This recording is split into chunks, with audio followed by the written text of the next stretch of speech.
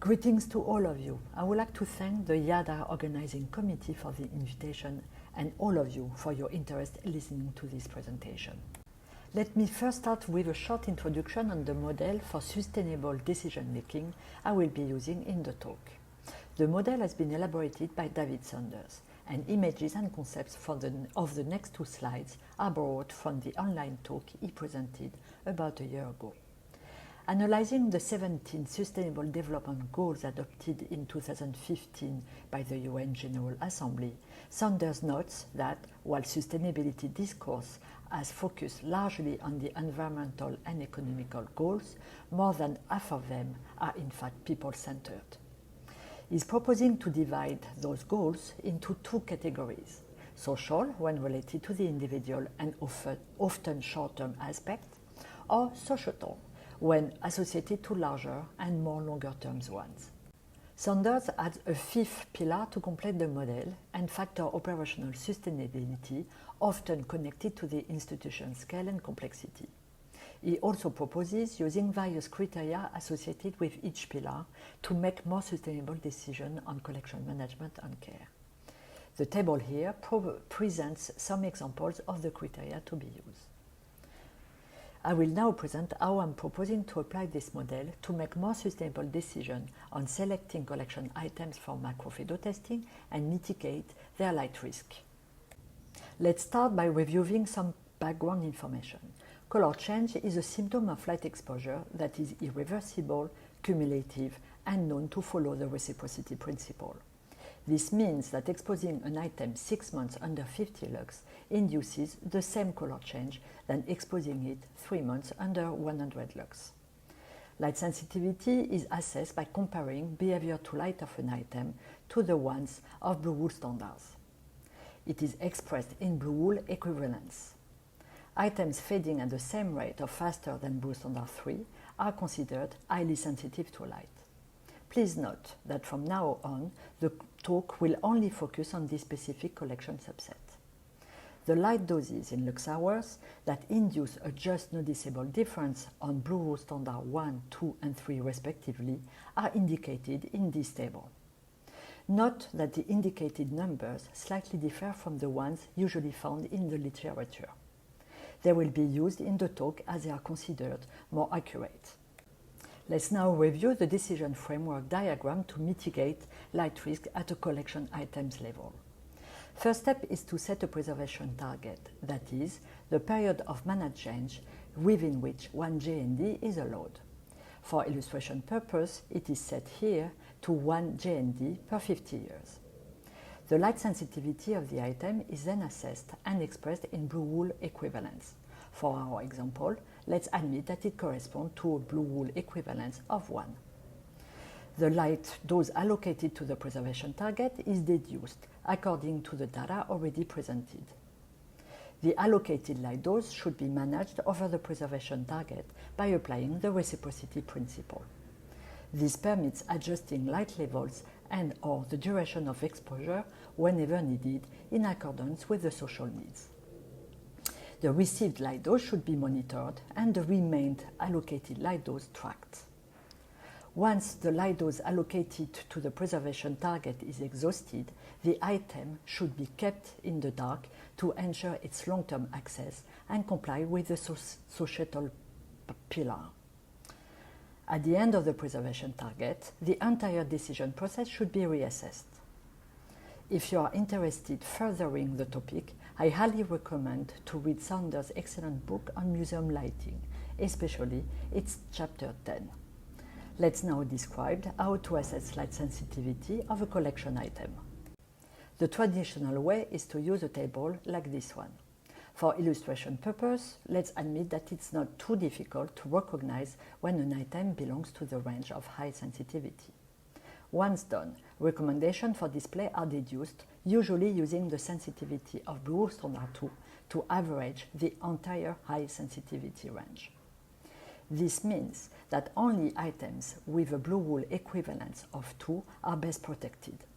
The long-term access to items with a blue wool equivalence lower than 2 may be reduced by up to 83%.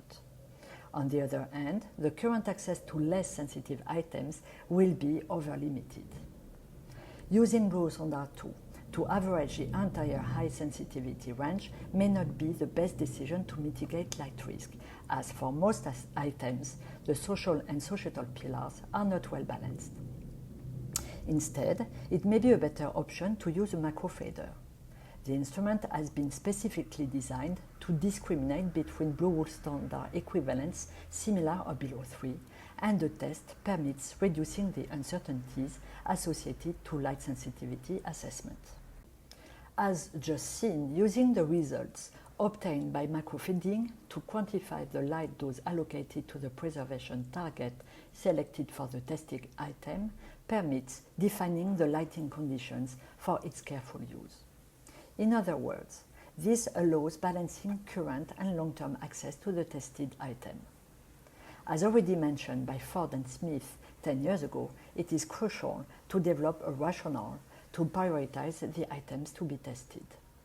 The short answer, as Brokerhoff and co-authors recommend, is to focus on mitigating what is at greater risk. Let us see now how this can be done. We propose to use a value-based approach to collection care described in details in this recent publication. Collection value is a work-in-progress concept that not only reflects the item's cultural significance, but also its relative importance within the collection and its intended use by the institution. It is assessed using 3 levels: higher, medium, and lower, and an expected lifespan is selected accordingly, for instance, to 500, 250, and 100 years respectively. Selection of the lifespans is institution-specific, and, as a general rule, the higher the collection value, the longer the lifespan. Let's now focus on mitigating light risk. Color change being the main symptom of light exposure, it is important to understand the negative impact a color change may have on the item's collection value. It is estimated by assessing the role the color information plays in the value, and ranked using 3 levels: important, average, and smaller. A threshold of color change corresponding to the total loss of color information is then defined according to the role such information is playing. It is expressed in GNDs. Here are some descriptions of the type of values in which color information is playing different roles. The maximum acceptable change can, for instance, be set to 10 GNDs when color information plays an important role, or to 30 GNDs when the role is minimal. Let's now see how differentiating between an unwanted change in color from the resulting damage helps defining value at risk to light. Value at risk to light is a portion of the collection value of an item that would be negatively affected by its color change. As discussed, it directly depends on 2 parameters: the item's collection value and the role the color information is playing in conveying it. 9 categories of relative value at risk to light are further defined by systematically cross-referencing the 2 parameters. The preservation target is deduced by linearly spreading the maximum acceptable color change in GNDs throughout the item's expected lifespan in years. As previously discussed, this permits balancing social and societal pillars. Furthermore, preservation targets should be used to guide the allocation of resources to mitigate the risk associated to light exposure and to set priorities for microfading. Greater the value at risk to light, longer the preservation target, higher the priority to test it with a microfader. This permits balancing this time societal, social, and economic pillars. Let's now explore how we can simplify this rather complex and time-consuming value-based method to ease its implementation and to improve its operationality. To achieve this goal, we will see that first step is to build broader categories of value at risk using various scenarios to group the relative values at risk to light just presented. Then, the scenario that fits best the needs of the collection and the institution capacities is selected after a benchmarking analysis. Let us see now how it looks. For the sake of illustration, only 5 grouping scenarios are analyzed. Scenario 1 corresponds to the systematic assessment already described and defines what are the conditions of optimal use for the entire collection subset. In Scenario 2, only one broad category is used with one preservation target set for the entire collection. It corresponds to the default scenario with the fastest and simplest implementation. In Scenarios 3 and 4, only the collection value of an item is being assessed using 2 levels, higher and other in Scenario 3, and 3 levels, higher, medium and lower for Scenario 4. In Scenario 5, the role of color information is assessed only for items with high collection value, using 3 levels, important, average and smaller. We propose to select 6 criteria to assess the grouping scenario's performance. I will now briefly describe them. The first and second criteria correspond to the percentage of the collection sensitive to light, matching the condition of optimal use for the entire subset, or focusing only on high collection values items. Third criteria is the potential gain of careful short-term access when compared to Scenario 2. The fourth criteria involves the capacity to identify relevant and manageable priorities for microfading testing. The fifth criteria is related to the time of implementation, and the sixth to its ease. A semi-quantitative approach is taken using a scale from 1 to 10 to assess the grouping scenario's performance for each criteria. 10 is used to score the best performance. Performance of each scenario is plotted, and the grouping scenario, which is the largest plotted surface, indicates the best compromise between the social, societal, economic and operational pillars of the model used to assess the sustainability of decisions related to managing light risks. The assessment of the grouping scenario performance is institution and collection specific. Therefore, to illustrate it, I'm showing the results recently presented with Eleanor Christel, obtained after analysis of data from the Musée du Quai Branly's collection. In this case study, Scenario 4 was selected, but it should be noted that the selection of the best grouping scenario to implement depends on many parameters, some being indicated here. This slide shows the decision-making path to be used to prioritize the testing of the items when grouping Scenario 4 is applied. Applying it with the data from the Musée du Quai Branly shows that this may help reducing by about 5 the number of items to consider testing with microfader. It will also permit to increase the careful current access to most of the items while still ensuring a commonly agreed level of protection. Let's now conclude by summarizing the main aspects presented.